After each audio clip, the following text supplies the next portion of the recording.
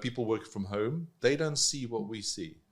So, and I think when it comes to COVID, it's probably the closest thing you'll ever can imagine to cybersecurity, because it normally takes you out without you seeing the threat coming in the first place. So, and because we deal with these cases every single day, my team and I mean, to give you an example, in December, the 2-3 weeks leading before Christmas, we dealt with 12 different cases. And if I tell you, 11 of them could have been avoided. Wow. If only people knew. And that's why I'm so grateful to do the session with you today, Michael, because, I made it my personal mission to educate and protect at least 1 million people from hackers and scammers by the end of this year.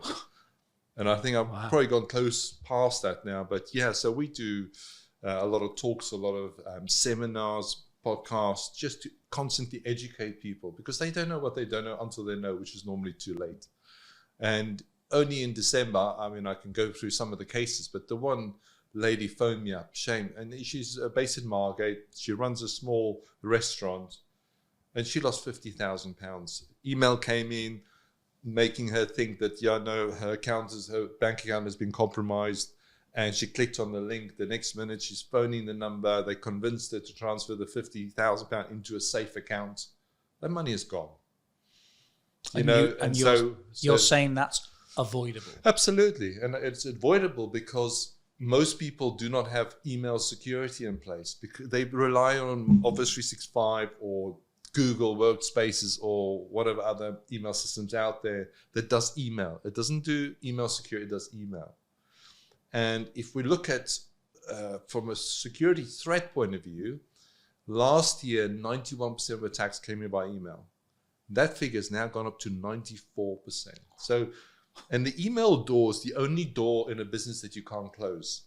So you better have very good bouncers, I call them bouncers, in front that can check the traffic both inbound and outbound. And I get very, probably upset. I have very strong opinions around this, because most business owners worldwide, but let's stick to the UK for the purpose today, are making it the staff members' responsibility to decide whether this email that's now sitting in the inbox is an attack on the business and or personal or not. We should remove that risk. I sit on 7 different security panels now, and I was on a call last night with the Home Office, and they asked for my opinion about what we need to do.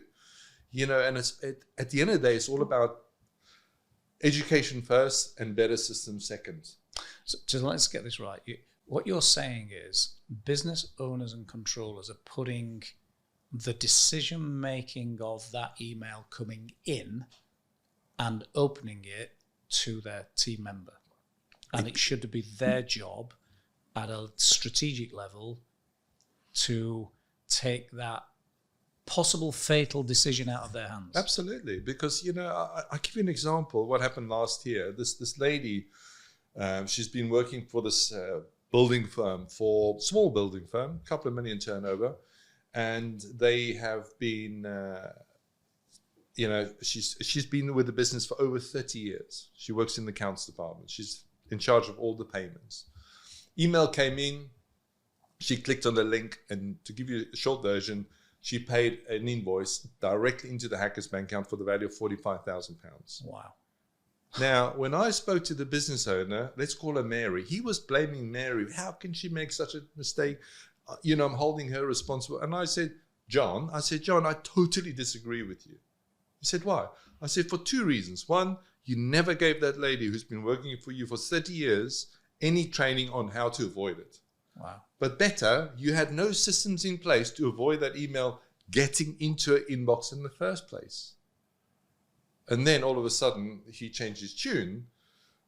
That poor lady I checked, I think a couple of weeks ago, she still hasn't been back to work. She's taken it so personal that she was the one who made that payment, that she hasn't been back to work. So the story gets more interesting. So I deal with a lot of cyber insurance companies. I don't know if you know, but only 9% of UK companies have cyber insurance in place. So I spoke to one of the large cyber insurance companies, and I said, tell me, if a company has cyber insurance with you, do you include a figure or an amount to help Mary get back to work because of the psychological trauma that she suffered because she made a mistake who lost, potentially bringing that building firm to its knees? And the answer was no. Nobody's ever asked me that question before. Wow. Do you know what I mean? It's just, you can't make this stuff up.